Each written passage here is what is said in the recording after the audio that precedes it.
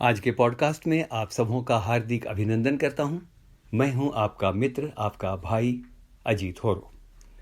मित्रों, हमारे आज के मनन का विषय होगा जमाखोरी। इंग्लिश में हम इसे होर्डिंग भी कहते हैं, जिसका अर्थ है कि कुछ चीज़ों को अनावश्यक रूप से जमा कर लेना। जमाखोरी ये बहुत ही कॉमन वर्ड है, जो कि हम अक्सर अखबारों में या समाचारों में भी सुनते हैं। आज आपके और अपने मनन के लिए जो पद मैंने चुना है वो पाया जाता है निर्गमन की पुस्तक, उसका 16वां अध्याय और उसके 19वें पद पर। और यहाँ ऐसा लिखा है, फिर मूसा ने उनसे कहा, इसमें से बिहान तक कुछ रख ना छोड़ा जाए। मित्रों, ये तब की बात है जबकि परमेश्वर ने आसमान से मन्ना गिराना या स्वर्गीय रोटी को गिराना शुरू किया।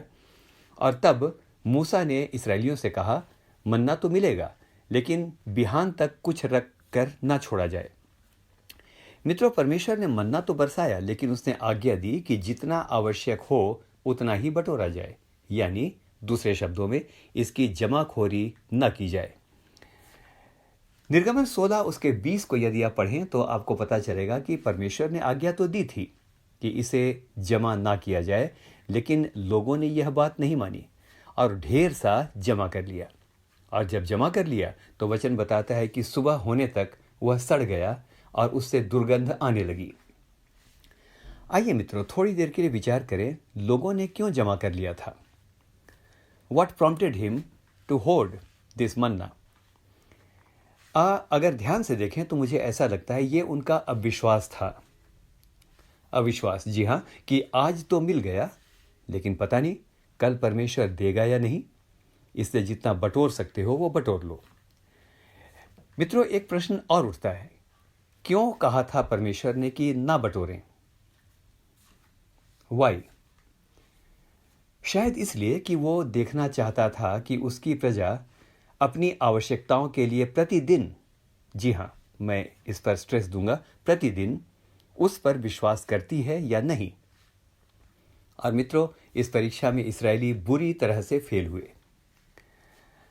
यदि आप प्रभु की प्रार्थना को देखें तो मित्रों, उसमें एक पंक्ति आती है जो कि हम अक्सर कहते हैं, हमारी प्रतिदिन की रोटी आज हमें दे। मित्रों, यीशु ने कहा, कल की चिंता क्यों करते हो कि हम क्या खाएंगे और क्या पिएंगे। नीति वचन 30 और उसके 7 और 8वें पद को यदि आप पढ़ें तो ये पद बहुत ही खूबसूरत है। आपसे कहना चाहता हूं कि I am highly impressed by these 2 verses. Book of proverbs chapter 30 and verse 7 and 8। और यहाँ ऐसा लिखा है, मैंने 2 वर तुझसे मांगे हैं। तो पहला वर है, इसीलिए मेरे मरने से पहले उन्हें मुझे देने से मुंह ना मोड़। व्यर्थ और झूठी बात मुझसे दूर रख।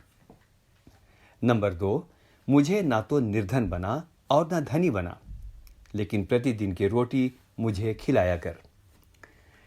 मित्रों, आज जबकि संसार की आधी जनसंख्या आधा पेट भोजन भी नहीं खा पाती है, जमाखोरी करना या भोजन की बर्बादी करना महापाप है। ऐसा करके हम बहुतों का हक मारते हैं। वचन कहता है, तुम्हारा स्वभाव लोभ रहित हो और जो कुछ तुम्हारे पास है उसी पर संतोष करो, क्योंकि उसने आप ही कहा है, मैं तुझे कभी ना छोड़ूंगा और ना त्यागूंगा। इब्रानियों 13 और उसके 5 में हमको ये पद मिलता है। आइए मित्रों, मन्ना की एक और विशेषता पर विचार करें और थोड़ी गहराई में चलें। निर्गमन 16 और उसके 31 में वचन इस प्रकार से कहता है, इस्राएली प्रतिदिन अपने खाने के योग्य बटोर लेते थे और जब धूप पड़ती थी तो मन्ना गल जाता था। मित्रों, ये किस बात को दिखाता है? स्पष्ट बात है कि परमेश्वर यह चाहता है कि वे अति भोर को उठकर परमेश्वर से अपनी संगति करें और उससे अपना आत्मिक आहार या मन्ना मांगें। राजा दाऊद ने कहा, प्रति भोर को मेरी वाणी तुझे सुनाई देगी। भजन संहिता 5 और 3।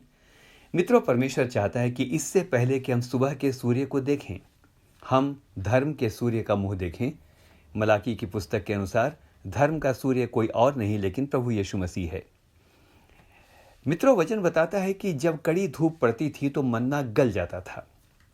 वचन मन्ना है और यह सच है मित्रों कि जब परिस्थितियों की कड़ी धूप हम पर पड़ती है ना, कंगाली, बीमारी, नाना प्रकार की नकारात्मक परिस्थितियाँ ये जब हम पर आ पड़ती हैं, जब कंगाली आती है, तो अक्सर ऐसा होता है कि वचन का मन्ना हमारे हृदय से गलने लगता है। इसीलिए मूसा ने कहा, मन्ना को आने वाली पीढ़ियों तक बचा कर रखना है तो इसे वाचा के संदूक में रखना होगा। तो मित्रों, अब अंतिम प्रश्न पूछूंगा और इसका उत्तर भी दूंगा। आज की तारीख में वाचा का संदूक क्या है या कहाँ है जिस पर हमें आत्मिक मन्ना को रखना चाहिए? तो आपको कहना चाहता हूँ, ये वाचा का संदूक कुछ और नहीं लेकिन हमारा हृदय है। हम में से हर एक को परमेश्वर बहुतायत के साथ आशीष दे। आमीन और फिर से आमीन।